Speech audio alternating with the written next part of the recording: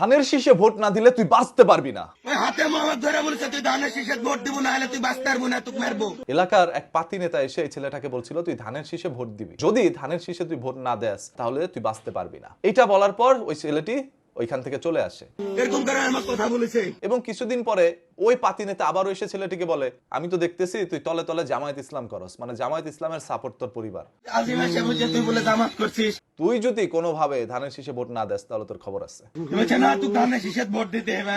এইটা বলার দুদিন পরে এই ছেলেটা যখন রাস্তায় বের হয় তখন তাকে উত্তম মাধ্যম দেয়, অতর্কিত ভাবে তাকে আঘাত করে। ভোটের কথা সেদিন হচ্ছে আর আজকে ওরা এখানে মারলো পারে। এরপরে তার ঘরে থাকা তার বৃদ্ধ বাবা তাকেও আঘাত করা হয়। বৃদ্ধ বাবাটি ছেলেটির পাশে শুয়ে কাতরাচ্ছিলেন, অন্যদিকে ছেলেটি চিৎকার করে বলছিলেন এটা স্বাধীন দেশ, আমার ভোট আমি দিব, যাকে ইচ্ছা তাকে দিব, কেন আমার ভোটটা বিএনপিকে দিতে হবে, আর বিএনপিকে না দিলে কেন তারা আমার উপর এরকম অন্যায়ভাবে আঘাত করেছে।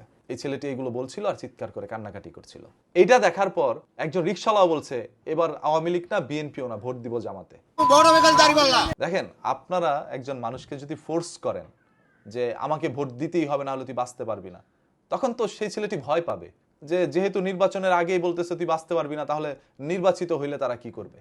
এটা মানুষের মধ্যে একটা ভয় ঢুকে যায়। একেরা বলে আমার হুমকি দিয়ে চলে গেল, বলছে তুই ধানের শীষে যদি ভোট না দিস তুই বাঁচতে পারবো না, এরকম করে কথা বলে। এই যে এলাকার 2-4টা দলের পাতি নেতার কারণে পুরো দলের বদনাম। জনাব তারেক রহমান বিএনপির চেয়ারম্যান, তিনি সর্বোচ্চ চেষ্টা করে যাচ্ছেন বিএনপিকে সুন্দরভাবে মানুষের কাছে প্রসার ঘটানোর জন্য। তার প্রত্যেকটি কর্মকাণ্ড দেখলে মানুষ নতুন কোন আশ্বাস পায়। আর সেইখানে তার দলে থাকা কিছু পাতি নেতা তারা এইভাবে দলের বদনাম করছে। এই যে একটা মানুষকে আপনি আঘাত করলেন, সেই মানুষটা জীবনও তার কোনোদিন বিএনপিকে ভোট দিবে না। সে তো বলবে শেখ হাসিনা সরকার ভালো ছিল, তারা তো আমাকে ভোটের জন্য আঘাত করে নাই, আপনারা কেন আঘাত করলেন। এই ধরনের কাজ কইরেন না। এইগুলো করলে আপনাদের ভোট তো কমবেই, সেই ভোট যাবে দাঁড়িপাল্লায়। আমি চাই তো যোগ্য লোক আসুক। জনাব তারেক রহমান তো অযোগ্য না, তিনিও তো যোগ্য প্রার্থী, আর তার ভালোবাসা রয়েছে। তিনি জিয়া পরিবারের সন্তান, শহীদ প্রেসিডেন্ট জিয়াউর রহমানের ছেলে, মরহুম বেগম খালেদা জিয়ার সন্তান। তো মানুষের একটা সিম্পেথি আছে, মানুষের একটা ভরসার জায়গা আছে জনাব তারেক রহমানের উপরে। সো এটা নষ্ট করছেন তার দলে থাকা কিছু নেতাকর্মীরা। জনাব তারেক রহমানের কাছে আমার একটা হাত জোর করে বিনীত রিকোয়েস্ট, আপনার দলে থাকা ধানের যে চিটাগুলো আছে এগুলোকে ঝেড়ে ফেলে দেন। এইগুলো নিয়ে সামনে এগিয়ে যেতে পারবেন না। ভোটের আর মাত্র 3 দিন বাকি। মানুষ কাকে ভোট দিবে মানুষ কিন্তু এখন বিবেচনা ডিসিশন নিয়ে নিয়েছে। সো তার আগেই আপনারা দলটাকে সাজিয়ে নেন। যারা এইভাবে মানুষকে আঘাত করে তারা কখনোই ভালো লোক হইতে পারে না।